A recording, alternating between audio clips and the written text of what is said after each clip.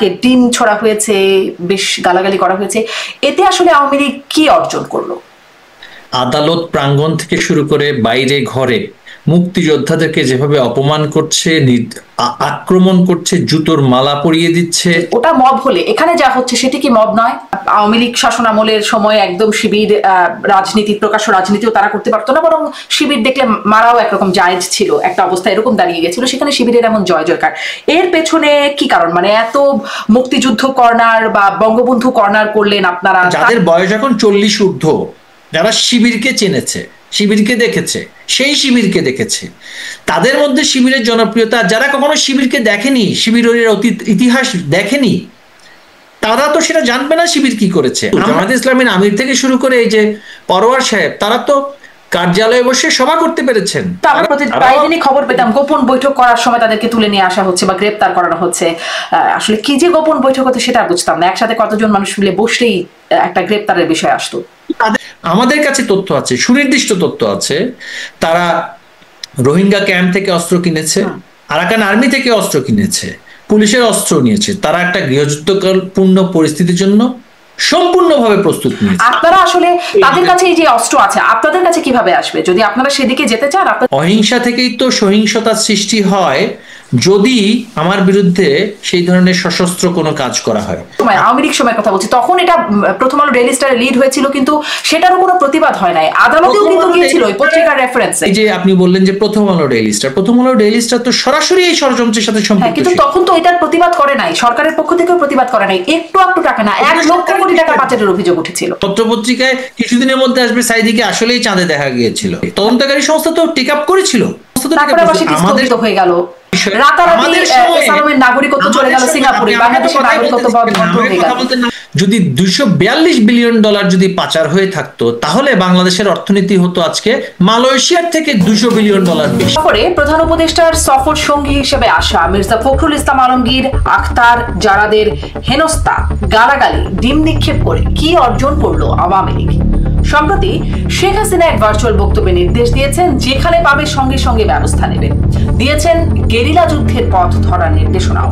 সেটি কিভাবে বাস্তবায়নের পরিকল্পনা, প্রস্তুতি এবং কৌশল দলটি, এবং সেখানে তাদের অর্থের উৎস কি, এমন সব বিষয়ে আলোচনায় স্বপ্নধরা নিবেদিত পালস অফ পলিটিক্সে আমার আজকের অতিথি আওয়ামী লীগের সাবেক শিক্ষামন্ত্রী ব্যারিস্টার মহিবুল হাসান চৌধুরী নফেল। তারা মহিবুল হাসান চৌধুরী নফেল, আপনাই শুরু করতে চাই বর্তমান সময় খুব আলোচিত জাতিসংঘ সফর, বাংলাদেশের প্রতিনিধিদের এবং সেখানে রাজনৈতিক নেতাদের, 3টি দলের রাজনৈতিক নেতারা এসেছেন, এবং সেখানে আওয়ামী লীগের যে প্রতিক্রিয়া দেখা গেছে সেটি নিয়ে খুব আলোচনা সমালোচনা হচ্ছে। একজন রাজনীতিক আখতার, তাকে ডিম ছড়া হয়েছে, বেশ গালাগালি করা হয়েছে। এতে আসলে আওয়ামী লীগ কি অর্জন করলো? ধন্যবাদ আপনাকে। নিউ ইয়র্কে মার্কিন যুক্তরাষ্ট্রে কিছু প্রবাসী ক্ষুব্ধ হয়ে তাদের যে ক্ষোভের বহিঃপ্রকাশ ঘটিয়েছে একটি সুনির্দিষ্ট জঙ্গি গোষ্ঠীর প্রতিনিধির প্রতি। তারা কিন্তু এই ক্ষোভের বহিঃপ্রকাশ আমাদের যেই নিবন্ধিত দলগুলো আছে, যদি আমি বলি বিএনপি বা জামায়াতে ইসলামী, তাদের কোনো নেতৃবৃন্দের প্রতি কিন্তু কোনো ক্ষোভের বহিঃপ্রকাশ আমরা সেই অর্থে দেখিনি, কিন্তু দেখেছি একটি জঙ্গি গোষ্ঠীর প্রধানকে বা অন্যতম মুখপাত্রকে আক্রান্ত হতে নয়, আমি বলবো যে প্রতিবাদের ভাষার সেটা বহিঃপ্রকাশ তার উপর ঘটেছে। তারা যেখানে আমাদের সাবেক একজন বিচারপতি থেকে শুরু করে যারা আমাদের নেতৃবৃন্দ ছিল, আদালত প্রাঙ্গণ থেকে শুরু করে বাইরে ঘরে মুক্তিযোদ্ধাদেরকে যেভাবে অপমান করছে, আক্রমণ করছে, জুতোর মালা পরিয়ে দিচ্ছে, চর থাপ্পড় দিচ্ছে, সাবেক নির্বাচন কমিশনার, যিনি প্রধান নির্বাচন কমিশনার সাহেব ছিলেন, তাকে কিভাবে হেনস্থা করা হয়েছে, আমাদের বিচারপতি শামসুদ্দিন চৌধুরী মানিক, তাকে প্রায় হত্যা করে ফেলেছিল আদালত প্রাঙ্গণে। এই জঙ্গি গোষ্ঠীর এই সমস্ত ভয়াবহতার প্রতিফলন হিসেবে তাকে কেউ ডিম মারবে না, এটা তো অস্বাভাবিক বিষয়। আর মার্কিন যুক্তরাষ্ট্রে প্রতিবাদের ভাষা হিসেবে এটা কিন্তু যখন আমরা দেখেছি যে ইসরায়েলি মানে গণহত্যার প্রতিবাদে যারা সেখানকার যে নাগরিক, তারাও কিন্তু এইভাবে করে অনেক সময় প্রতিবাদ করেন বা ক্ষোভ প্রকাশ করেন। এখানে কারো ফিজিক্যাল অ্যাসল্ট কারো হয়নি, এটা হচ্ছে তাদের যেই রাজনীতি, অনিবন্ধিত একটি রাজনৈতিক দল, সেটা একটা জঙ্গি গোষ্ঠী বলবো, নৈরাজ্যবাদী জঙ্গি গোষ্ঠী। এই খুনি ইউনূস তার খুনের সহযোগীদেরকে নিয়ে যখন জাতিসংঘে গেল, সেটাতে তো এই ধরনের এক্সপ্রেশনটা তো এক্সপেক্টেড। এই ধরনের কথা যখন বাংলাদেশে আপনি যে ঘটনাগুলো বলছিলেন যে হ্যাঁ আমরা দেখি আসলে যেভাবে মবের শিকার হচ্ছেন বিশিষ্ট নানান ব্যক্তিরা, তো সেটা যখন প্রশ্ন করি সরকারের ব্যক্তিদেরকে, তারা বলছেন এটা প্রেশার গ্রুপ। সাংবাদিকদের আলোচনায় তারা এটা বলে থাকেন, এটা প্রেশার গ্রুপ। তো সেটা যদি আপনারা বলছেন যে যেভাবে আসলে মবের শিকার হচ্ছেন, ওটা মব হলে এখানে যা হচ্ছে সেটি কি মব নয়? অবশ্যই না, সেটা প্রতিবাদ। বাংলাদেশে প্রতিবাদ হচ্ছে বলে তারা বলেন, কিন্তু বিক্ষুব্ধ জনতা তো আদালতে গিয়ে মানুষ হত্যা করে না। বিক্ষুব্ধ জনতা তো মব যেটা বলছে, বিক্ষুব্ধ জনতা তো গিয়ে পিটিয়ে যে মেরে ফেলা হচ্ছে, বিক্ষুব্ধ জনতা তো সেটা করে না, সুনির্দিষ্ট টার্গেট কিলিং করা হচ্ছে। বিক্ষুব্ধ জনতা যদি বিক্ষুব্ধই হয়ে থাকতো তাহলে তারা সেখানে আন্দোলন সংগ্রাম করতো অন্যভাবে। কিন্তু বাংলাদেশের ইতিহাসে আমরা কখনো দেখিনি। আমরাও তো বিগত 15 বছর সরকার পরিচালনা করেছি, এর মধ্যে বহুবার এই ডক্টর ইউনূস নিজে স্বয়ং আদালতে গিয়েছেন।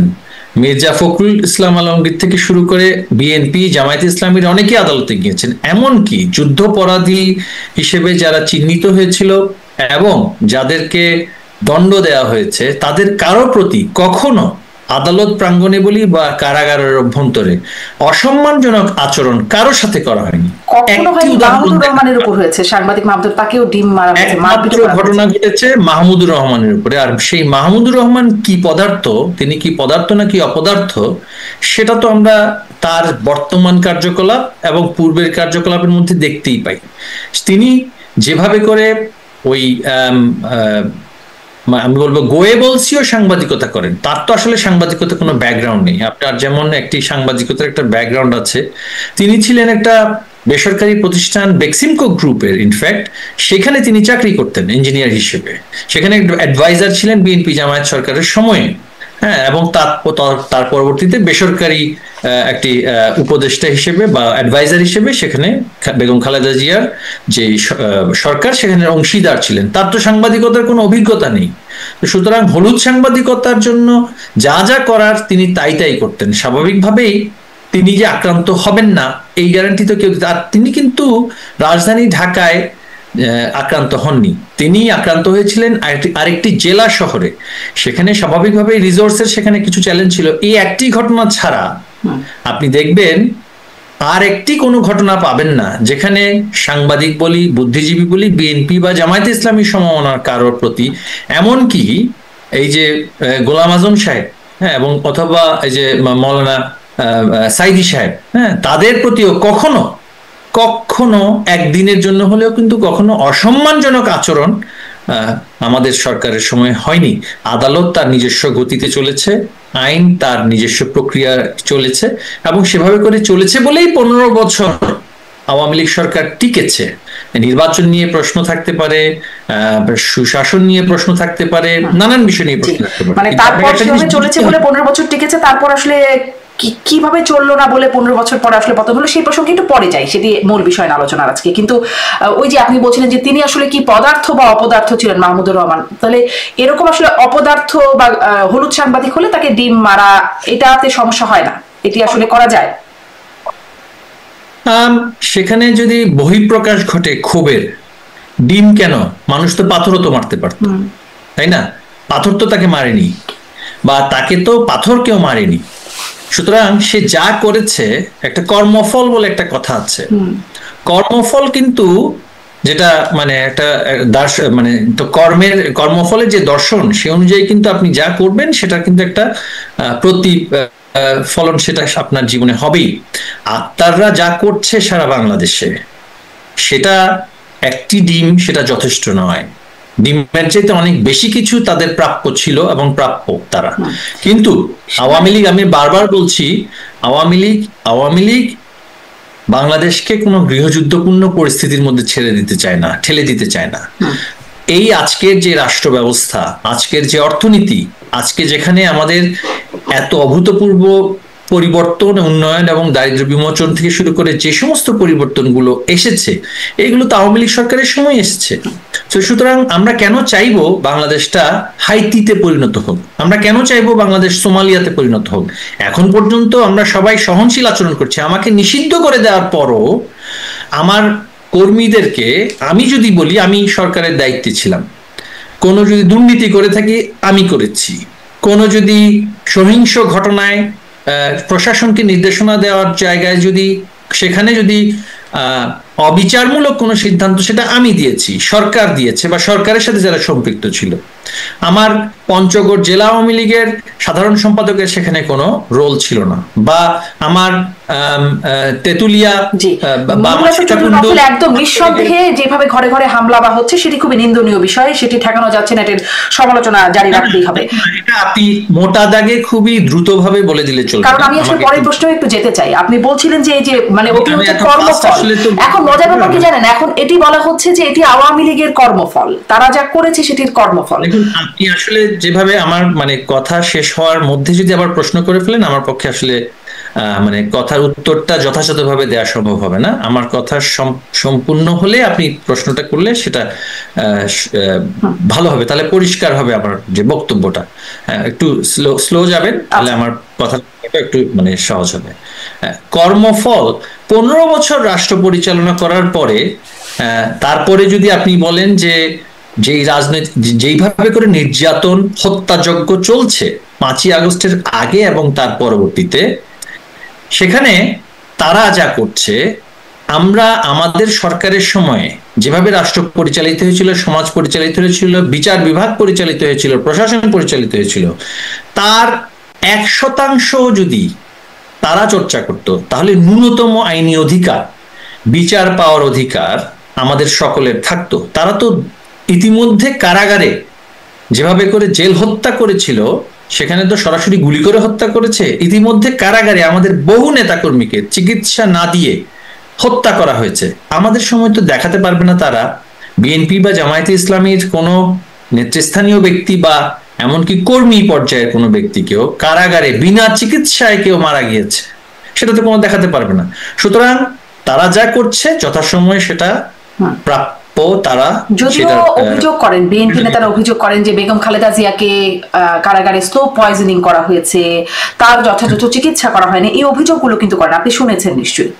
অভিযোগ তো বাংলাদেশে অভিযোগের কোনো শেষ নেই। যারা প্রপাগান্ডা করে, গোয়েবলসের একটা কথা ছিল, মিথ্যা যদি বারবার করে আপনি বলতে থাকেন তাহলে সেই মিথ্যাটা একসময় জনগণের কাছে সত্য হিসেবে সন্দেহজনকভাবে উপস্থাপিত হয় এবং গ্রহণযোগ্য হয়ে যায়। তাদের মিথ্যার বেসারতি এত বেশি, এত গভীর, তারা তো মুক্তিযুদ্ধের ইতিহাসটাকেই পরিবর্তন করে দিতে চায়। তারা তো 71কে আর স্বাধীনতা বলছে না, 24কে স্বাধীনতা বলছে, 47কে স্বাধীনতা বলছে।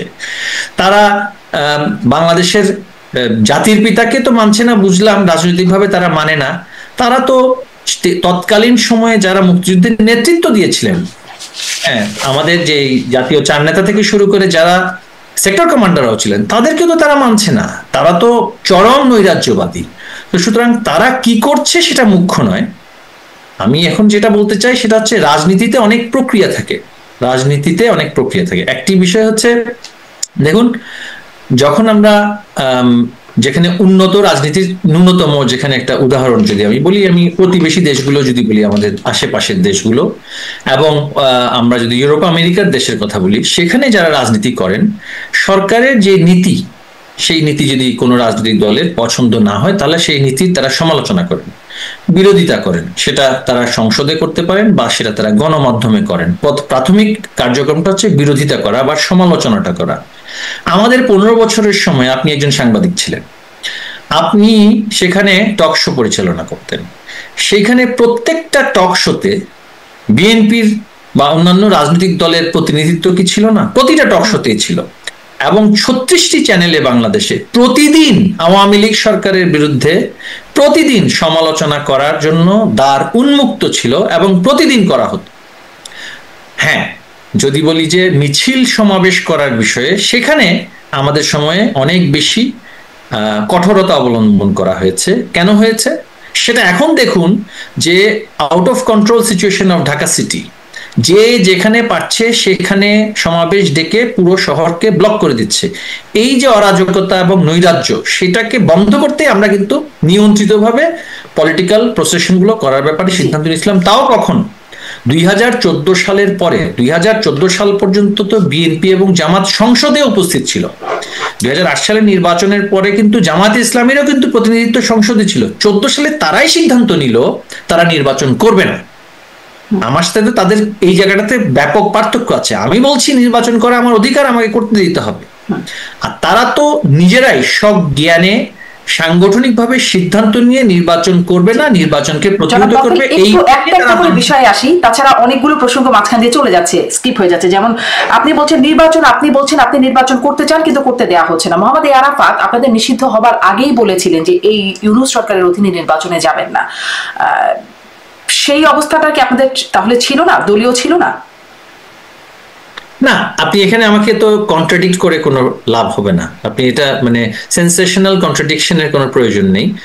মোহাম্মদ আরাফাত যে কথা বলেছে সেটাই আমাদের দলীয় অবস্থান। আমি তো নির্বাচন করতে চাই, কিন্তু নির্বাচনটা কিভাবে হবে সেটা হচ্ছে কথা। তিনি কি বলেছেন? তিনি কি বলেছেন যে আওয়ামী লীগ নির্বাচন একেবারেই করবে না? তা তো নয়। নির্বাচন করার আগে যদি আমার কোনো সাংগঠনিক সভা বা আমার যে ডেকোরাম অনুযায়ী যে একটা আমার প্রেসিডিয়ামের একটা সভা হবে, সেই পরিস্থিতি তো আপনি রাখেননি।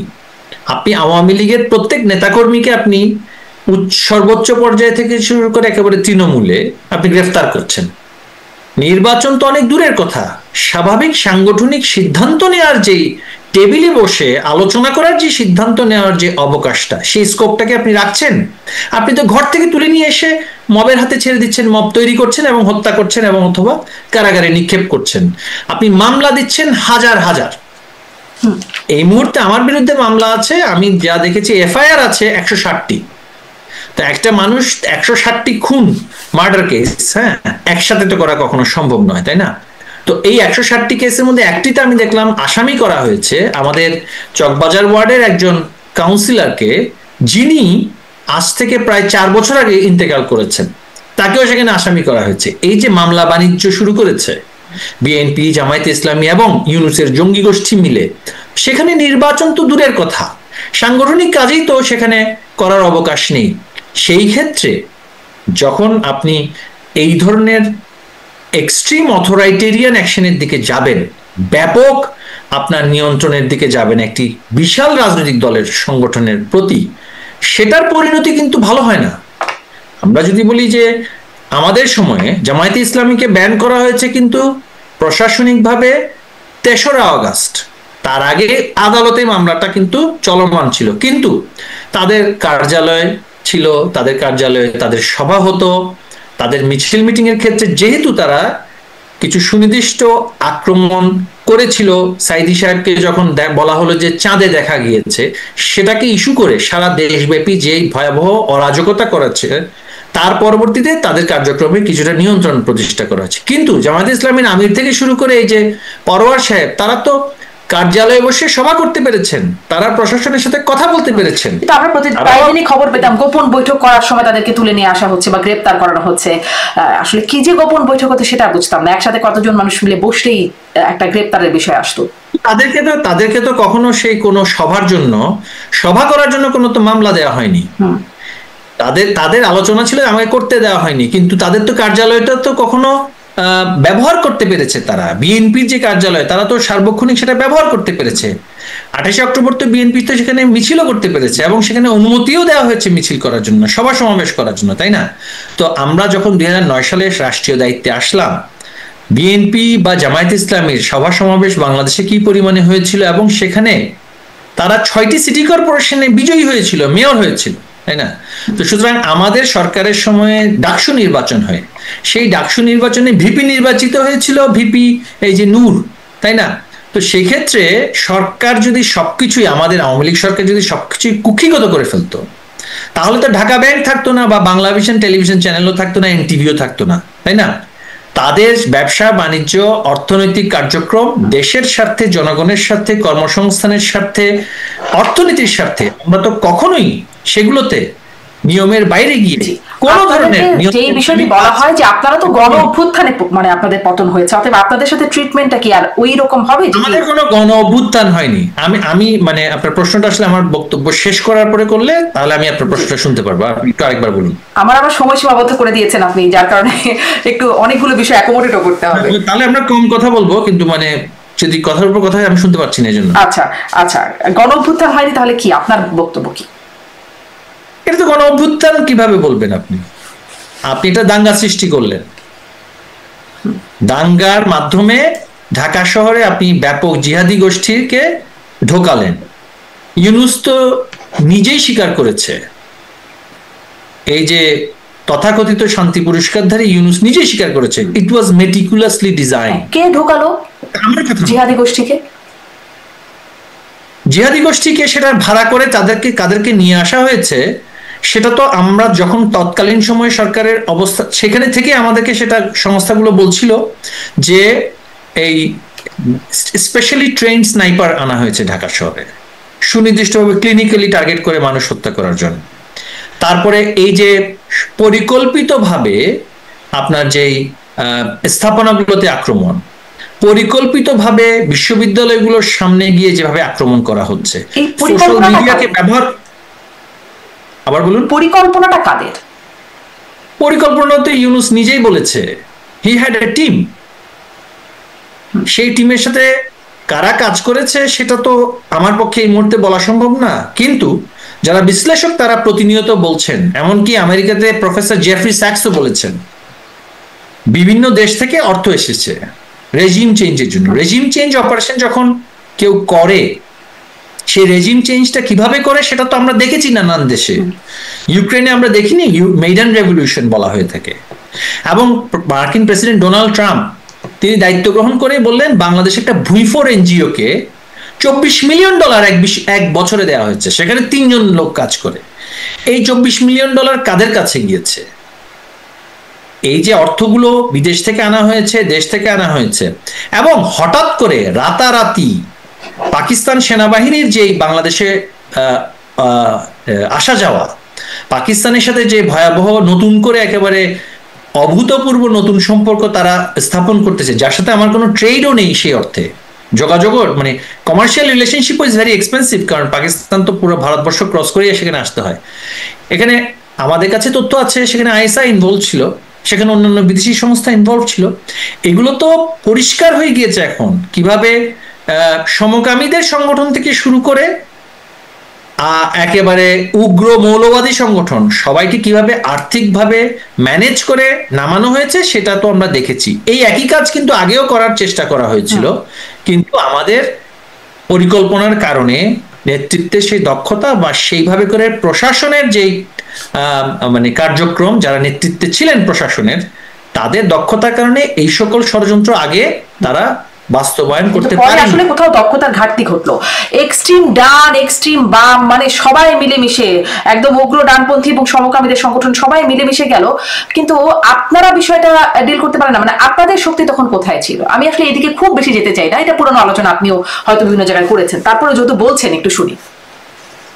দেখুন, আমাদের শক্তি, আমাদের একটা অবস্থান ছিল যে আমরা রক্তপাত যেভাবে করে বাড়ছে, যেভাবে করে ক্লিনিক্যাল কিলিং চলছে, সেটা আমরা আরো বাড়ুক সেটা আমরা চাইনি।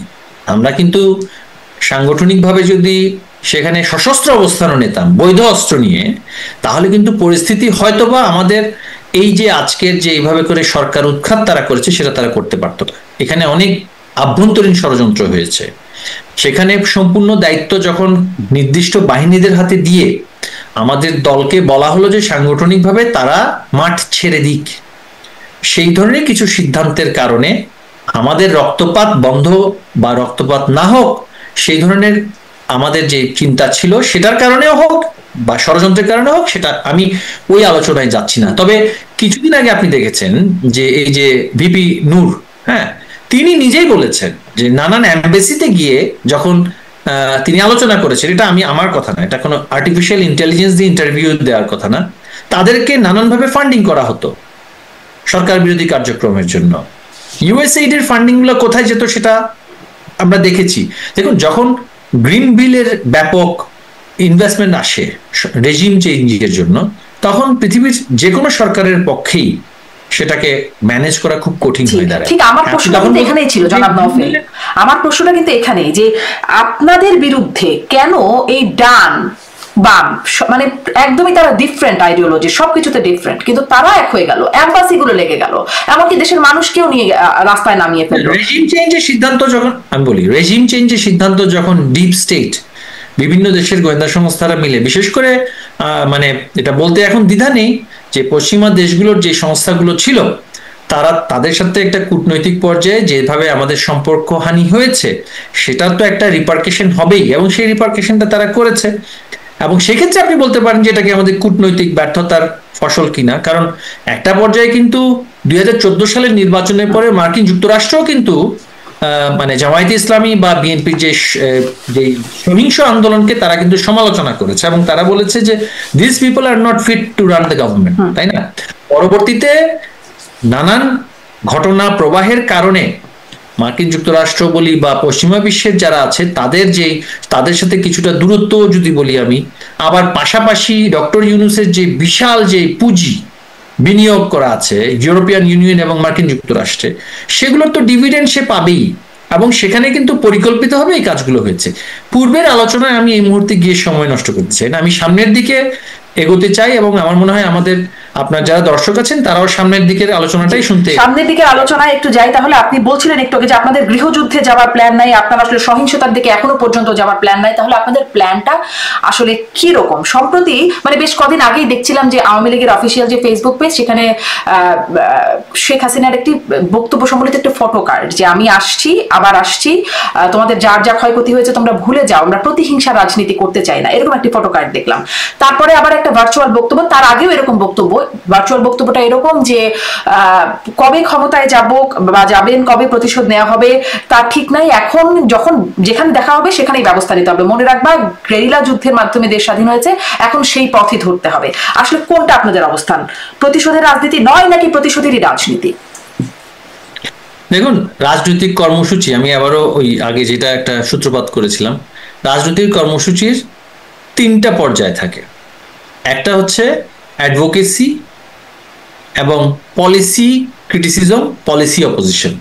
নীতি নির্ধারণী পর্যায়ে আমি যখন আমার একটা সরকারের কোনো সিদ্ধান্ত আমার ভালো লাগবে না বা সেটা সমালোচনা করার জন্য আমি সেটা গণমাধ্যমের মাধ্যমে সমালোচনা করব, আমি সেটা রাজপথে দাঁড়িয়ে সমালোচনা করতে পারি, প্রেস ব্রিফিং এর মাধ্যমে, প্রেস কনফারেন্সের মাধ্যমে, সেমিনারের মাধ্যমে, বা কোনো পার্লামেন্টে গিয়ে আমরা সেটা সমালোচনা করতে পারি। এটা হচ্ছে একটা সুস্থ স্বাভাবিক রাজনৈতিক সমাজের একটি প্রক্রিয়া। দ্বিতীয় প্রক্রিয়াটা হচ্ছে যখন আমি দেখব যে আমার যে সমালোচনা তারপরেও জনগণের যে ইচ্ছা তার বিরুদ্ধে সরকারের নীতি বা সরকারের কর্মসূচি বা কর্মকৌশল যারা সরকারে বসে আছে তারা সেটা শুনছে না, তখন সেই পরবর্তী ধাপটা আসে হচ্ছে প্রতিবাদ। প্রাথমিক প্রতিবাদ পর্যায়ে আমরা কি করি? আমরা সমাবেশ করি, আমরা মিছিল করি, বা আমরা সেই প্রতিবাদের ভাষাটাকে স্লোগানের আকারে দিয়ে জনগণকে আমরা সেটা বোঝানোর চেষ্টা করি, তাদের মধ্যে সেই মানে অ্যাওয়ারনেসটা, সেটা সচেতনতাটা এনে তাদের মাধ্যমে কর্মসূচিগুলোকে আরো বৃহৎ আকারে করে সরকারকে বার্তা দিতে চাই যে তোমার কাজগুলো সঠিক হচ্ছে না, তোমার রাষ্ট্র পরিচালনা যথাযথ নয়, তাই না? এটা হচ্ছে দ্বিতীয় ধাপ। এই দ্বিতীয় ধাপ এবং প্রথম ধাপ যদি আপনি একেবারেই করতে না দেন, নীতি সমালোচনা যদি বলি, পলিসি ক্রিটিসিজম, সেটা গণমাধ্যমের মাধ্যমে আপনি আমাকে করতে দিচ্ছেন না, আপনি আমার কোনো সংবাদ প্রকাশ করতে দিচ্ছেন না, আপনি আমার সাংগঠনিক কার্যক্রম নিষিদ্ধ করে রেখেছেন এই যে খুনি সরকার, আবার আমার কোনো সংবাদ প্রচার করতেও দেবেন না, তাহলে আমাকে আপনি বললেন, ডেজিগনেট করলেন টেররিস্ট অর্গানাইজেশন হিসেবে, তাই না? পরবর্তী যে কাজটি, যে প্রতিবাদের যে কার্যক্রমগুলো, সভা সমাবেশ মিছিল করা, সেটা তো আমার করার প্রশ্নই আসে না, কারণ আপনি আমাকে তো কথাই বলতে দিচ্ছেন না। যখন আপনি কথাই বলতে দেবেন না, যখন আপনি দাঁড়াতেও দেবেন না, তৃতীয় পর্যায়ে আসে কিন্তু সংগ্রাম। হ্যাঁ, সংগ্রামের পর্যায়ে গিয়ে সংগ্রামটা কি হয়? সংগ্রামটা হয় প্রাথমিকভাবে ওই যে আন্দোলন সংগ্রাম বা নীতি সমালোচনার বিষয়টা জোরালোভাবে রাজপথে সেটাকে নিয়ে আসা এবং ক্ষোভের বহিঃপ্রকাশ ঘটানো, সেটা হচ্ছে সংগ্রাম। সেই সংগ্রামের মাধ্যমে সরকারের সিদ্ধান্ত পরিবর্তন বা আমার অবস্থান জানান দেয়া। এই সংগ্রামের পর্যায়ে গিয়ে যদি আমি সেখানে গিয়েও প্রাথমিকভাবে শান্তিপূর্ণভাবে সংগ্রাম করার যে কার্যক্রম সেটাও যদি আমি করতে না পারি, তখন স্বাভাবিকভাবেই যেটা হয় পরবর্তী সেটা হচ্ছে point of no return. Point of no রিটার্নে কিন্তু আপনি প্রথম ধাপ, দ্বিতীয় ধাপ, তৃতীয় ধাপ যখন আপনি পুরোপুরি ডিনাই করবেন, তখন পয়েন্ট অফ নো রিটার্নে যাবে। এবং এই জঙ্গি গোষ্ঠীর চাওয়াটাও কিন্তু সেটা, যে তারা আমরা মিলে একটা পয়েন্ট অফ নো রিটার্নে বাংলাদেশ যাবে। কারণ এখানে একটা আরেকটি দুরভিসন্ধি আছে, আপনি যদি পরবর্তী প্রশ্নটা পরে করেন, আমি সেটা এখন বলতে চাই। সেটা হচ্ছে বাংলাদেশে প্রায় 400 থানা এরা লুট করে নিয়েছে। এই 400 থানাতে পুলিশের যেই অস্ত্রগুলো ছিল সেই অস্ত্রের সবগুলোই তারা লুট করেছে। স্বরাষ্ট্র উপদেষ্টা বর্তমানে যিনি আছেন জাহাঙ্গীর সাহেব, তিনি বলছেন যে এর মধ্যে 30% এখনো উদ্ধার করা সম্ভব হয়নি। এই 30% কাদের হাতে? এই 30% এই বিএনপি, জামায়াতে ইসলামী, এনসিপি এবং নানান ধরনের জঙ্গি গোষ্ঠীর হাতে চলে গিয়েছে।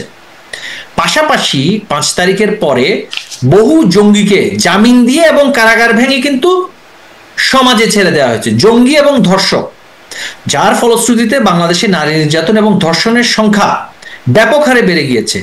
যারা ধর্ষণের মামলার আসামি তাদেরকেও ছেড়ে দেওয়া হয়েছে।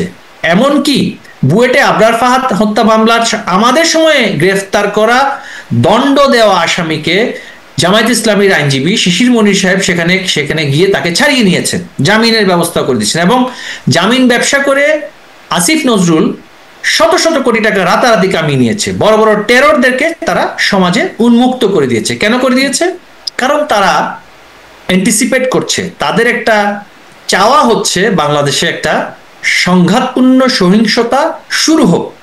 সেখানে তারা অন্যান্য যে সমস্ত স্টেক হোল্ডার আছে বাংলাদেশকে অস্থিতিশীল করার জন্য, যারা চায় পরিকল্পিতভাবে এই আঞ্চলিক স্থিতিশীলতা বিনষ্ট করে এখানে আরেকটি আফগানিস্তান তৈরি করা, আরেকটি ওয়ার থিয়েটার তৈরি করা। আপনি দেখেছেন যে গোপনে কিভাবে ভিন্ন দেশের সেনাবাহিনী এখানে এসে, বিমান বাহিনী এসে মহড়া দিচ্ছে, আমরা কেউই জানি না। সেন্ট মার্টিন এখনো পর্যন্ত কিন্তু বন্ধ। এই বিশাল অস্ত্রের যে ভান্ডার, সেটা কাদের কাছে আছে? আওয়ামী লীগের নেতাকর্মীদের কাছে তো সে অস্ত্র নেই। 30% পুলিশের অস্ত্র কিন্তু এখনো হাতে হাতে রয়ে গিয়েছে। এর পাশাপাশি থানাগুলোতে কিন্তু আইনি এবং বেআইনি অস্ত্র মজুদ করে রাখা ছিল। বেআইনিগুলো এভিডেন্স আকারে, সাক্ষ্য আকারে ছিল, এবং অনেক লাইসেন্স করা অস্ত্র সেখানে রক্ষিত ছিল। মানুষ যারা লাইসেন্স করে তারা অনেক সময় থানায় গিয়ে অস্ত্রটা রেখে আসে নিরাপত্তার স্বার্থে। সেগুলো কিন্তু সবগুলোই মিসিং। তারপরে এসএসএফ, প্রধানমন্ত্রীর তৎকালীন সময়ে যে স্পেশাল সিকিউরিটি ফোর্স, তার যে অস্ত্রের ভল্ট ছিল, সেখানে উজি মেশিন গান থেকে শুরু করে সেমি অটোমেটিক রাইফেলস গুলো ছিল, সেগুলো একটা বিশাল অংশ মিসিং। এখন অস্ত্র এমন ভাবে এদের হাতে আছে, তারা নির্বাচনমুখী নয়, আসলে নির্বাচনটা একটা ফ্যাসাদ তৈরি করছে। নির্বাচনটাকে কেন্দ্র করে হয় নির্বাচনটাকে সংগঠিত করে, অথবা নির্বাচনের আগে বা পরে তারা প্রত্যাশা তাদের যে একটা ভয়াবহ সংঘর্ষপূর্ণ অবস্থা সৃষ্টি হবে, যেটা তারা বলছে যে ফাইনাল সলিউশন তারা যে বলছে নিশ্চিহ্ন করবে, এই নিশ্চিহ্ন করার জন্য তারা একটা ফাইনাল সলিউশন চায়। হিটলার যেভাবে করে সিদ্ধান্ত নিয়েছিল যে জিউদেরকে, ইহুদিদেরকে যে নিশ্চিহ্ন করবে বা অন্যান্য মাইনরিটি থেকে নিশ্চিহ্ন করবে, এরা এই পরিকল্পনা নিয়ে আগাচ্ছে। কারণ এরা বাই প্রফেশন জঙ্গি মানসিকতা বহন করে, নৈরাজ্যবাদী, অ্যানার্কিস্ট। হ্যাঁ, এবং সামনে শুধুমাত্র কয়েকজনকে রেখেছে। আপনি দেখেছেন তাদের। তাহলে আপনারা এই পরিস্থিতিতে কি পরিকল্পনায় সামনে আগাবেন? আমার প্রশ্নটা সেটা ছিল। আপনি যখন দেয়ালে যখন পিঠ থেকে যায় সংগ্রামের, তো সেই ধাপে গিয়ে আপনাকে যদি ইটটি মারে, আপনাকে পাটকেলটা মারার জন্য তো প্রস্তুতি নিতে হবে, তাই না? তো সুতরাং আমাদের একটাই সবচেয়ে বড় কনসার্নটা হচ্ছে আমার সাধারণ জনগণ, যাদের জন্য আমাদের এই আন্দোলন, যাদের জন্য আমাদের রাষ্ট্র পরিচালনা করার ইচ্ছা বা রাজনীতি। তো সেক্ষেত্রে মানুষের জীবন যাত্রার যে উন্নয়ন আমরা করেছি, আমি কি তাদেরকে একটি গৃহযুদ্ধপূর্ণ পরিস্থিতির মধ্যে ঠেলে দিয়ে তাদেরকে আরো দরিদ্র করা বা আরো বেশি দেশের ক্ষতি করা, কি সেটা আমি কি করতে পারবো? আমার কি করা সেটা কি সম্ভব হবে? সেটা হচ্ছে আমাদের একটা কনসিডারেশন। আওয়ামী লীগ যদি চায়, সেটাই আমি বলছি, কি করব সেটার রাজনৈতিক প্রক্রিয়া চলমান। রাজনৈতিক আলোচনা, রাজনৈতিক কৌশল সেটা কিন্তু আমাদের চলমান আছে। আমরা আমাদের মতো করে প্রস্তুতি নিচ্ছি।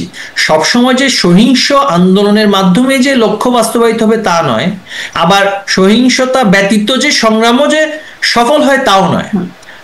কোন ধরনের সহিংসতা খুব স্পষ্ট হতে পারছে না। তাহলে কি মাননীয় সাবেক আমাদের মেথড আপনাকে এখানে আমি আপনাকে এখানে বলবো না আমাদের, তাই না?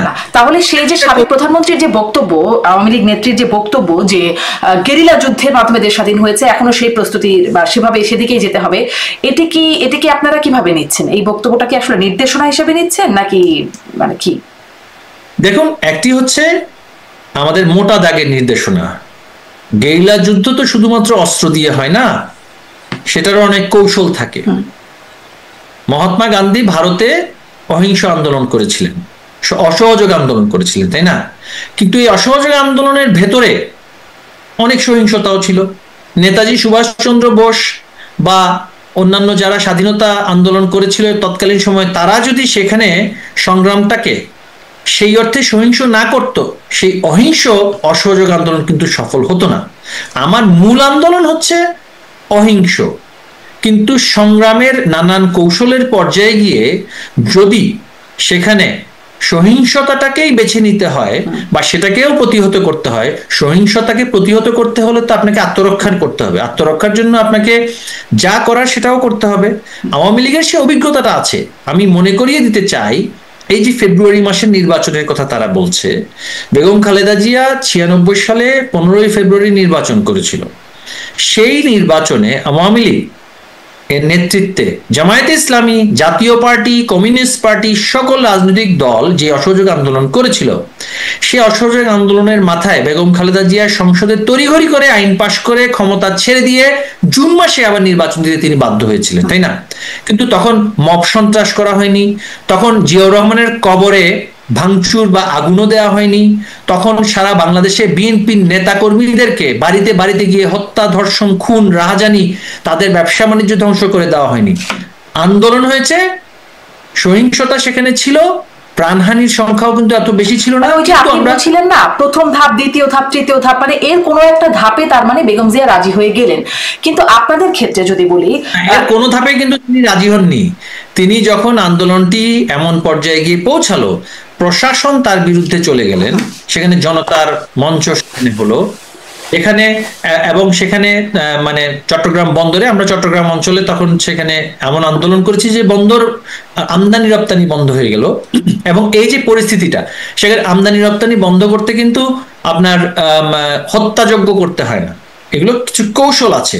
সব কৌশল এখানে আলোচনাযোগ্য নয়, তাই না? আমাদের কিন্তু আন্দোলন করার কৌশলটা আমরা সেটা নিরূপণ করেছি, যথাসময়ে সেটা আমরা বাস্তবায়ন করবো, সেটা আলোচনার বিষয়। এই প্রসঙ্গেও যাই, তাহলে কি যারা আসলে আন্দোলন করলো, আন্দোলনে এখন সবাই বলছে, আমরা ছিলাম, বিএনপি ছিল, জামাত ছিল, বিভিন্ন বাম দলগুলো ছিল, সবাই আন্দোলনের স্টেক হোল্ডার হিসেবে দাবি করে, তাদেরও কি দেয়ালে পিঠ থেকে গিয়েছিল? মানে আপনাদের কাছে তাদের যে সেটা পৌঁছানোর উপায় কি আসলে তাদের ছিল? মানে তারা নির্বাচনটা, একটা সুষ্ঠু নির্বাচন তারা পাচ্ছিল না। জি, আপনি কি 96 সালের কথা বলছেন? না না, আমি বর্তমান পরিস্থিতির, মানে আপনার 5ই আগস্ট পূর্বে তাদেরও কি দেয়ালে, মানে আন্দোলনের যে আপনি 1, 2, 3 নাম্বার ধাপ বা 4 ধাপগুলোর কথা বলছিলেন, সেই ধাপগুলোতে যদি না যাওয়া যায়, তাহলে যখন দেয়ালে পিঠ থেকে যায় বা পয়েন্ট অফ নো রিটার্ন দেওয়া হয়েছে, হ্যাঁ, তাদেরকে তো দেওয়া হয়েছে ডলার ইনভেস্টমেন্ট, সেটা তো প্রকাশিত হয়েছে। কোথায় কত টাকা কাকে দেওয়া হয়েছে, কি পরিমাণ অর্থ বাংলাদেশে ঢোকানো হয়েছে রেজিম চেঞ্জ অপারেশনের জন্য কত অর্থ এখানে বিনিয়োগ করা হয়েছে, সেটা কিন্তু ভিন্ন। আমাদের সময় যে আন্দোলন সংগ্রাম হয়নি তা তো না, এটা তো আন্দোলন সংগ্রাম হয়নি, এটা হচ্ছে টার্গেট কিলিং, দাঙ্গা বাঁধানো হয়েছে, টার্গেট কিলিং করা হয়েছে। এবং আমি, আমার অনেক বিএনপি যারা রাজনৈতিক বন্ধুরা আছেন, তারা নিজেরাও কিন্তু হতচকিত হয়ে গিয়েছিল যে ঘটনার স্কেলে, যে এইটা কারা করছে, কিভাবে করছে। বিএনপিও কিন্তু যে রাজনৈতিক আন্দোলন পরবর্তীতে করেছে, তারাও পরিকল্পিতভাবে কি কি করেছে সেখানে তাদের অনেক নিয়ন্ত্রণ ছিল না। এখন দেখা যাচ্ছে তারা ক্রেডিট নিচ্ছে বা পরিষ্কার সরাসরি বলছে, আমি রামপুরা টেলিভিশনে আগুন দিয়েছি, অর্থাৎ তারা সেটা করেছে। এবং সেটা করার জন্য তো একটা ইনভেস্টমেন্ট লাগে। যে কোনো আন্দোলন সংগ্রাম যারা করে, রাজনীতি যারা আমরা করছি, আমরা জানি মোবিলাইজেশন করার জন্য যে আর্থিক যোগ লাগে, যে অর্থ বিনিয়োগ করতে হয়, সেই অর্থটা তারা সেখানে নানান সোর্স থেকে তারা সেটা পেয়েছে এবং পাওয়ার কারণেই তারা অত্যন্ত স্বল্প সময়ের মধ্যে সেটা করতে পেরেছে। এর পাশাপাশি এখন আমি যদি বলি সবই শুধু ষড়যন্ত্র ছিল, জনগণের কোনো ক্ষোভ ছিল না, আমাদের সরকার শতভাগ একেবারে মানে সততার মূর্ত প্রতীক হিসেবে সরকারের পিয়ন থেকে শুরু করে সর্বোচ্চ পর্যায়ে সব জায়গায় সবকিছু সঠিক ছিল, সেটা তো একটা রাজনৈতিকভাবে আমি বলবো অপলাপ হবে, তাই না? প্রতিটা সরকারের বিরুদ্ধেই মানুষের ক্ষোভ থাকবে এবং দুর্নীতির জায়গায় গিয়ে বড় দুর্নীতি বা ছোট দুর্নীতি বলি, আওয়ামী লীগের নেতাকর্মীরাও তো দুর্নীতির শিকার হয়েছে না? আমি সরকারে থেকে বসে রাজুকে আমাকে 50,000 টাকা ঘুষ দিতে হয়েছে আমার ফ্ল্যাটের, সিম্পল আমি ফ্ল্যাট নিয়েছি, সেই ফ্ল্যাট আইডিএলসি থেকে আমি তৎকালীন সময় আমি লোন নিয়ে ফ্ল্যাট কিনলাম, আমাকে সেখানে মিউটেশন করতে আমি সরকারের উপমন্ত্রী থাকা অবস্থায় 50,000 টাকা ঘুষ দিতে হয়েছে এবং আমাকে সেখান থেকে বলা হয়েছে যে মন্ত্রী হিসেবে আমি কম পেয়েছি, এটা রেট নাকি 2 লক্ষ টাকা। তো তারপরে আপনারা কোনো ব্যবস্থা নিলেন না? মানে মন্ত্রী হিসেবে আপনার তো একটা গ্রিপ ছিল। মন্ত্রী হিসেবে আমার গ্রিপ ছিল, আমি যদি তার বিরুদ্ধে ব্যবস্থা নিতে চাই তখন সে তো আমার মিউটেশনটা দেবে না, দিচ্ছে না। আমার সরকারি কর্মচারী আইনের যে প্রক্রিয়া, যে কোনো রাজনীতিবিদকে আপনি যে কোনো সময় মামলা দিয়ে কিন্তু আপনি তার বিরুদ্ধে দুর্নীতির মামলা বলেন, ক্রিমিনাল মামলা বলেন, যা ইচ্ছা তাই করতে পারবেন। কিন্তু সরকারি কর্মচারী আপনি দেখুন, বিগত আমাদের এই যে স্বাধীনতার পর থেকে এখন পর্যন্ত আমরা সরকারে যারা কর্মচারী তাদের যে ডিসিপ্লিনারি প্রসেস, এটা যদি ক্যাডারভুক্ত সার্ভিস বলি বা রাজুক সিটি কর্পোরেশনের কর্মচারী বলি, আমরা কতজন ব্যক্তিকে শাস্তি দিতে পেরেছি, সেটাই তো আমাদের আমি বলবো ব্যর্থতা। আমি যখন বেসিক পাবলিক সার্ভিস নিতে যাই, সেখানে গিয়ে বার্থ সার্টিফিকেট বা পাসপোর্ট করাতে যাচ্ছি বা মিউটেশন করাতে যাচ্ছি, সেখানে গিয়ে যে আমাকে যে মাইক্রো করাপশন, মানুষটি কিন্তু মাইক্রো করাপশন কিন্তু ইফেক্ট করে না, মানে পৃথিবীর অনেক দেশে কিন্তু মাইক্রো করাপশন চলছে, বড় লার্জ প্রজেক্টগুলোতে নানান ধরনের প্রফিট শেয়ারিং হচ্ছে, সেটা রাজনৈতিক দল পাচ্ছে নাকি উচ্চ পর্যায়ের আমলারা পাচ্ছে নাকি কর্পোরেট প্রতিষ্ঠান পাচ্ছে, সেটা কিন্তু আমি আলোচনায় যাচ্ছি না। সেগুলো কিন্তু মাইক্রো পর্যায়ে, ব্যক্তি পর্যায়ে আমি একজন নাগরিক হিসেবে আমাকে কিন্তু সেগুলো কিন্তু এফেক্ট করে না। আমাকে এফেক্ট করে যখন আমি আমার নাগরিক সুবিধার যে অধিকারটা যেটা আছে, আমি আমার পাসপোর্ট করতে যাব, সেখানে ভেরিফিকেশনের জন্য আমাকে যদি পয়সা দিতে হয়, আমি মন্ত্রী থাকা অবস্থায় দিতে বাধ্য হয়েছি একজনের পাসপোর্ট করার জন্য। এই সমস্ত মাইক্রো করাপশনের জায়গায় জানান নাই? আপনাদের তো মন্ত্রিসভার বৈঠক হতো, আলোচনা হতো, অবশ্যই যেটা হয়েছে গণপূর্ত মন্ত্রী সরাসরি সেই ডেস্ক অফিসারকে ফোন করেছে, সেই ডেস্ক অফিসার তখন এমন একটি টেকনিক্যাল সে একটা এক্সকিউজ দিল যে এটা পরিবর্তন করতে 3 মাস সময় লাগবে, কিন্তু ব্যাংকের যে অডিটিয়ার, সে অডিটিয়ারের কারণে ব্যাংক করছিল তড়িঘড়ি। তখন ব্যাংক বলছে আপনি ক্ষমতা দেখিয়েছেন তাই আপনি বিপদে পড়েছেন, এটা কোনো বিষয়ই না, এইটা এত টাকা দিয়ে সমাধান হয়ে যাবে, এবং ব্যাংকেই করে দিয়েছে, যে লোন দেওয়া ব্যাংকের লোকেরাই করে দিয়েছে। এবং সেটা যেটা আমাকে বলা হচ্ছে 3 মাস সময় লাগবে রেকটিফিকেশন করতে, সেটা 24 ঘন্টার মধ্যে কাজ হয়ে গিয়েছে। এই যে স্পিড মানি দেওয়ার বিষয়টি, তাই না? তো আমরা চাপে পড়ে, আমাদের সময় অনেক মন্ত্রীও কিন্তু অভিযোগ করেছেন, কিন্তু আমরা তো এই যে wider ecosystem of government decision making, সেখানে নাগরিক তো আমিও মন্ত্রী হতে পারি, উপমন্ত্রী হতে পারি বা সংসদ সদস্য হতে পারি, কিন্তু এক্সিকিউটিভ ফাংশনের জায়গায় তো আমার ফাংশন নেই। আমি তো I am not the executive, আমি হচ্ছে ল মেকার, ল মেকার থেকে আমি এক্সিকিউটিভ বটে না, একজন মন্ত্রী তো এক্সিকিউটিভের leader, not the executive himself, তাই না? আমরা তো পার্মানেন্ট গভর্নমেন্ট না। পার্মানেন্ট গভর্নমেন্ট হচ্ছে এই যে আমাদের যে মন্ত্রণালয়গুলো, একজন রাজনৈতিক ব্যক্তি সেটার টপে থাকেন, বাকি পুরো যে সিস্টেমটা, এটা তো পার্মানেন্ট গভর্নমেন্ট। এদেরকে তো আপনি কখনো স্যাক করতে পারবেন না, এদের যে প্রক্রিয়া। তার মানে এই যে 15-17 বছর একটা মানে স্টেবল হলেন গভর্নমেন্ট হিসেবে, তবুও আপনারা মানে প্রশাসন ব্যবস্থার উপর আপনারা গ্রিপ নিতে পারেন নাই, বরং তারাই আপনাদেরকে পরিচালিত করতো, এরকম একটা অবস্থা। আমাদেরকে পরিচালিত করতো সেটা আমি বলবো না, আমি বলবো তাদের যে ডিসিপ্লিনারি প্রসেস, তাদের যে অ্যাকাউন্টেবিলিটি প্রসেস, তাদের যে পারফরমেন্স ইভ্যালুয়েশন যেটা হয়, সেই ক্ষেত্রে আমাদের অবশ্যই ব্যর্থতা ছিল। কারণ আমাদের দেশে যেই পারফরমেন্স ইভ্যালুয়েশন হয়, সে যেই প্রক্রিয়ার মাধ্যমে হয়, নট কতগুলো সে টার্গেট মিট করেছে তার উপর হয় না, সে কত বিধিবিধান মেনে চলেছে তার উপরে হয়। এখন বিধিবিধান ফ্লেক্সিবলি আপনি দেখতে পারেন, আমি যখন সরকারে ছিলাম আমি দেখতাম মন্ত্রণালয়ে সেখানে ইন্টারপ্রিটেশনের বিষয় আছে, একটি বিধান আপনি নাগরিক স্বার্থে, জনগণের স্বার্থে, জনস্বার্থে সেটা সার্ভিস দেওয়ার জন্য বিধানটা সেভাবে পড়তে পারেন।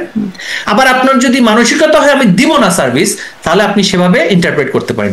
এই যে একটা মানসিকতা, not to serve the public interest, এটা যদি আমার মধ্যে থাকে তখন আমি তো সেটাতে কাজ করব না, এবং সেই কাজ না করার কোনো কনসিকুয়েন্স তো আমরা তৈরি করতে পারিনি। সেটা আমি বলবো আমাদের অন্যতম যে মাইক্রো লেভেলে রেগুলার গভর্নমেন্ট এমপ্লয়ি যারা, এবং এই কারণে তো এই যে ব্যক্তি যারা আন্দোলন করলো একটা বিশাল তরুণ সমাজকে এই যে ক্যারটটা, সেটাই তো তারা দেখালো যে কোনো রকমে যদি সরকারের একটা কেরানি হওয়া যায় তাহলে তো তুমিও এই বিশাল কেকের ভাগ পাবে, তাই না?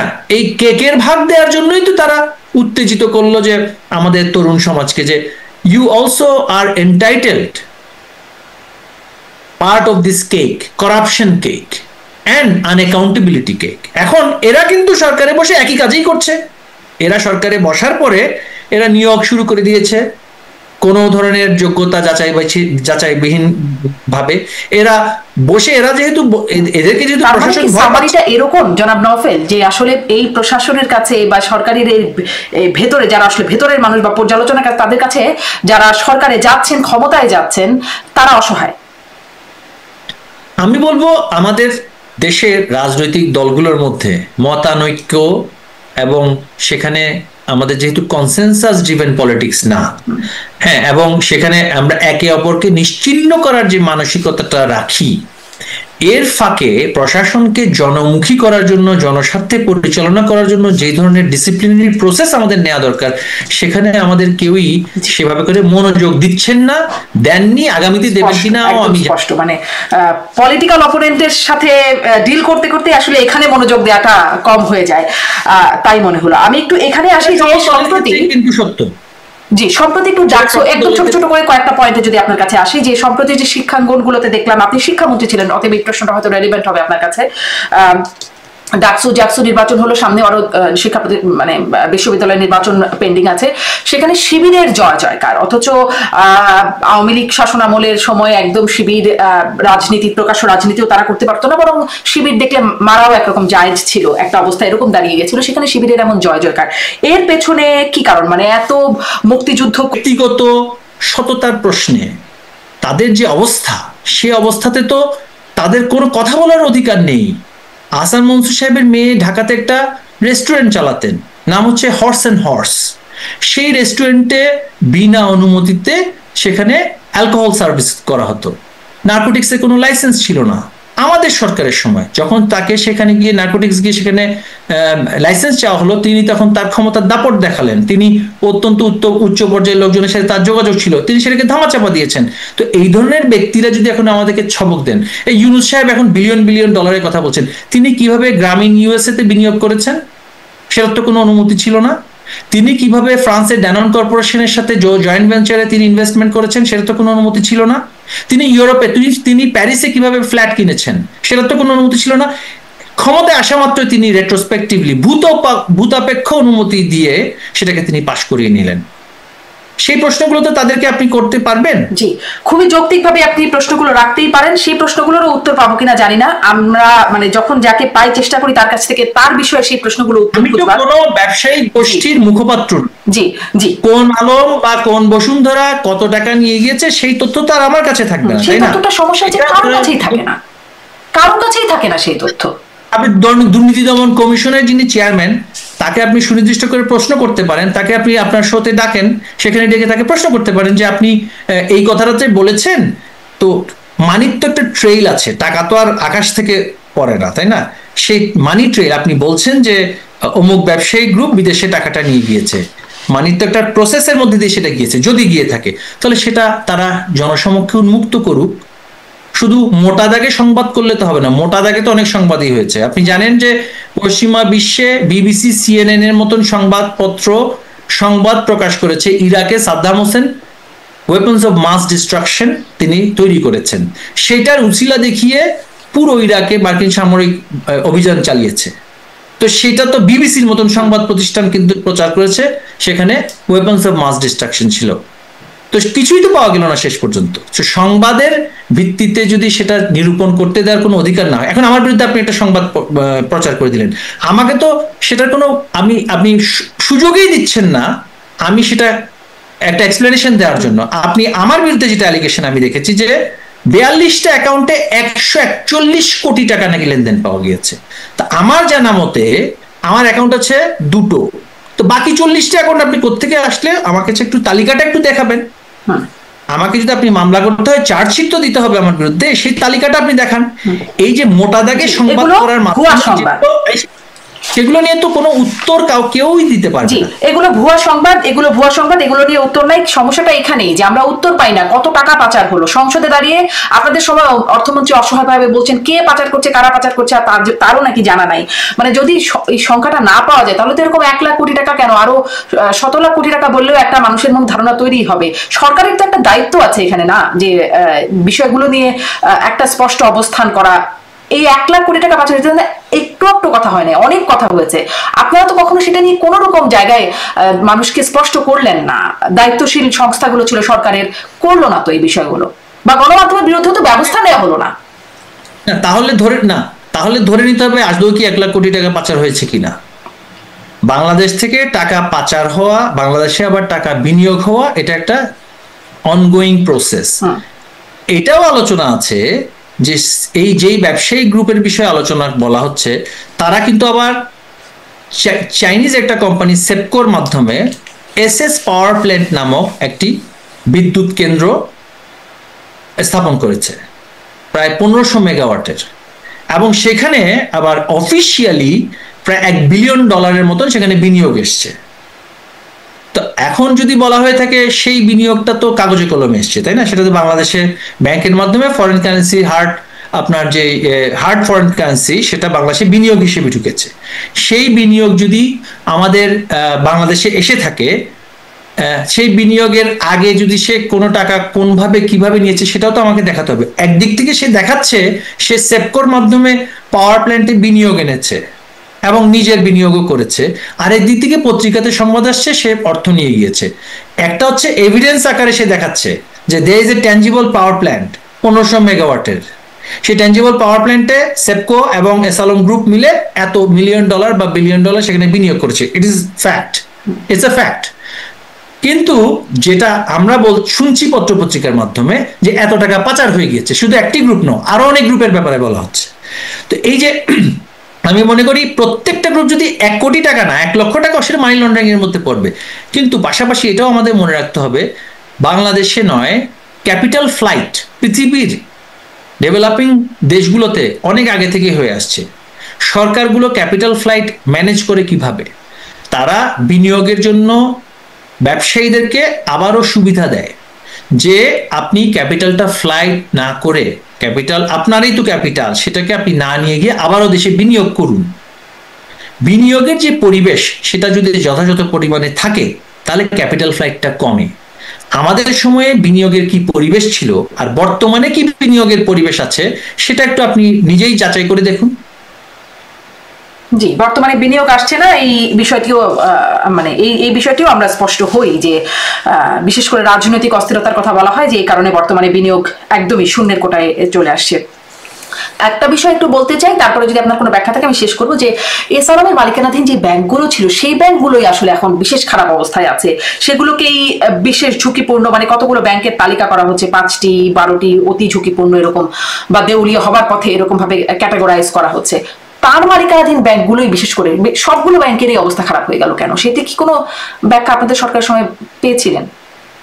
অনেকে তো বলেন যে ইসলামী ব্যাংকও নাকি তার মালিকানাধীন ছিল। আমি ঠিক তার কর্পোরেট যে স্ট্রাকচার বা মালিকানার ব্যাপারে তো আমি তো অর্থ মন্ত্রণালয়েও ছিলাম না, বা আমি মানে এসআলমের মুখপাত্রও নেই, সেক্ষেত্রে আমার তো মন্তব্য করা সেটা যাবে না।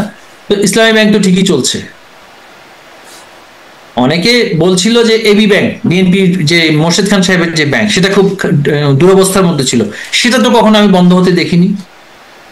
বাংলাদেশে ব্যাংকিং ব্যবস্থায় যে বর্তমান ক্রাইসিস, সেই ক্রাইসিসটার জন্য সরাসরি দায়ী হচ্ছে বাংলাদেশ ব্যাংকের বর্তমান পলিসি মেকাররা, সরাসরি দায়ী। তারা এসেই সিদ্ধান্ত নিলেন কন্ট্রাকশনারি অর্থাৎ সংকোচনমূলক মুদ্রানীতি নেবেন। কেন নেবেন? আইএমএফ তাদেরকে সেই অব্লিগেশনটা ধরিয়ে দিয়েছে। আইএমএফ লোনের শর্ত হিসেবে তারা কোনো ব্যাংকে আর লেন্ডিং করবেন না। তো ব্যাংকগুলো তো ক্রাইসিসের মধ্যেই পড়বে। আর এই যে নতুন লাইসেন্স পাওয়া ব্যাংকগুলো সবগুলোই ক্রাইসিসের মধ্যে পড়েছে, কারণ তাদের আমানতের সংখ্যা সেভাবে কম। ডিটেইল ডিসকাশন করার জন্য আমার ডাটা লাগবে। ভালো দেশে বিনিয়োগ করুন, বিনিয়োগের যে পরিবেশ সেটা যদি যথাযথ পরিমাণে থাকে তাহলে ক্যাপিটাল ফ্লাইটটা কমে। আমাদের সময়ে বিনিয়োগের কি পরিবেশ ছিল আর বর্তমানে কি বিনিয়োগের পরিবেশ আছে সেটা একটু আপনি নিজেই যাচাই করে দেখুন। জি, বর্তমানে বিনিয়োগ আসছে না, এই বিষয়টিও মানে এই বিষয়টিও আমরা স্পষ্ট হই যে বিশেষ করে রাজনৈতিক অস্থিরতার কথা বলা হয় যে এই কারণে বর্তমানে বিনিয়োগ একদমই শূন্যের কোটায় চলে আসছে। একটা বিষয় একটু বলতে চাই, তারপরে যদি আপনার কোনো ব্যাখ্যা থাকে আমি শেষ করবো। যে এসআরএমের মালিকানাধীন যে ব্যাংকগুলো ছিল সেই ব্যাংকগুলোই আসলে এখন বিশেষ খারাপ অবস্থায় আছে। সেগুলোকেই বিশেষ ঝুঁকিপূর্ণ, মানে কতগুলো ব্যাংকের তালিকা করা হচ্ছে, 5টি 12টি অতি ঝুঁকিপূর্ণ এরকম বা দেউলিয়া হবার পথে এরকম ভাবে ক্যাটাগরাইজ করা হচ্ছে। তার মালিকানাধীন ব্যাংকগুলোই বিশেষ করে সবগুলো ব্যাংকেরই অবস্থা খারাপ হয়ে গেল কেন? সেটি কি কোনো ব্যাখ্যা আপনাদের সরকারের সময় পেয়েছিলেন? অনেকে তো বলেন যে ইসলামী ব্যাংকও নাকি তার মালিকানাধীন ছিল। আমি ঠিক তার কর্পোরেট যে স্ট্রাকচার বা মালিকানার ব্যাপারে তো আমি তো অর্থ মন্ত্রণালয়েও ছিলাম না, বা আমি মানে এসআলমের মুখপাত্রও নেই, সেক্ষেত্রে আমার তো মন্তব্য করা সেটা যাবে না। তো ইসলামী ব্যাংক তো ঠিকই চলছে। অনেকে বলছিল যে এবি ব্যাংক, বিএনপির যে মোর্শেদ খান সাহেবের যে ব্যাংক, সেটা খুব দুরবস্থার মধ্যে ছিল, সেটা তো কখনো আমি বন্ধ হতে দেখিনি। বাংলাদেশে ব্যাংকিং ব্যবস্থায় যে বর্তমান ক্রাইসিস, সেই ক্রাইসিসটার জন্য সরাসরি দায়ী হচ্ছে বাংলাদেশ ব্যাংকের বর্তমান পলিসি মেকাররা, সরাসরি দায়ী। তারা এসেই সিদ্ধান্ত নিলেন কন্ট্রাকশনারি অর্থাৎ সংকোচনমূলক মুদ্রানীতি নেবেন। কেন নেবেন? আইএমএফ তাদেরকে সেই অব্লিগেশনটা ধরিয়ে দিয়েছে। আইএমএফ লোনের শর্ত হিসেবে তারা কোনো ব্যাংকে আর লেন্ডিং করবেন না। তো ব্যাংকগুলো তো ক্রাইসিসের মধ্যেই পড়বে। আর এই যে নতুন লাইসেন্স পাওয়া ব্যাংকগুলো সবগুলোই ক্রাইসিসের মধ্যে পড়েছে, কারণ তাদের আমানতের সংখ্যা সেভাবে কম। ডিটেইল ডিসকাশন করার জন্য আমার ডাটা লাগবে, সেই ডাটা নিয়ে আমি আপনার সাথে বসতে চাই। এই জন্য আমি আপনাকে বলেছিলাম যে আসলে আপনি যদি আমাকে প্রশ্নগুলো সুনির্দিষ্টভাবে আগে থেকে দিয়ে দিতেন, যে অ্যাম্বুশ স্টাইলে আসলে কথাবার্তা বললে বা কনফ্রন্টেশনালি কনভারসেশন করলে এখানে কোনো ধরনের উত্তর কারো কাছ থেকে পাওয়া খুব কঠিন। অনেক ধন্যবাদ। সেটি আসলে একটু সেমিনার স্টাইল হয়ে যেত, মানে আপনার কথার প্রেক্ষিতে প্রশ্ন করে এই যে সব প্রশ্ন করবো সেটি আমারও আসলে প্রিপারেশনের মধ্যে ছিল না। আমি আপনাকে আগেও বলেছি যে কনফ্রন্টেশনাল টক শো, আমরা টক শো অনেক দেখেছি, বাট কনফ্রন্টেশনাল টক শো করে তো কোনো উত্তর আসবে না। কথার উপরে যদি আমি শুধু কথা বলতে থাকি আর প্রশ্ন করতে থাকি এবং শুধু এটার একটা উত্তেজনাপূর্ণ সেন্সেশনাল কনভারসেশন হয়, তাহলে তো কোনো উত্তর আমরা কেউ পাবো না। আমার মনে হয় খুব কনফ্রন্টেশন বা খুব সেন্সেশনাল কথাবার্তা না হলেও আপনার কাছে যথেষ্ট তথ্য বা যতটুকু সম্ভব এই মুহূর্তে দেয়া আপনি সেগুলো দিয়েছেন, এবং সেগুলো নিশ্চয়ই আমার দর্শকরাও বিবেচনা করবেন। আপনি আপনার মতো করে ব্যাখ্যা করেছেন, আমিও যতটা সম্ভব প্রশ্ন করার চেষ্টা করেছি। অনেক ধন্যবাদ।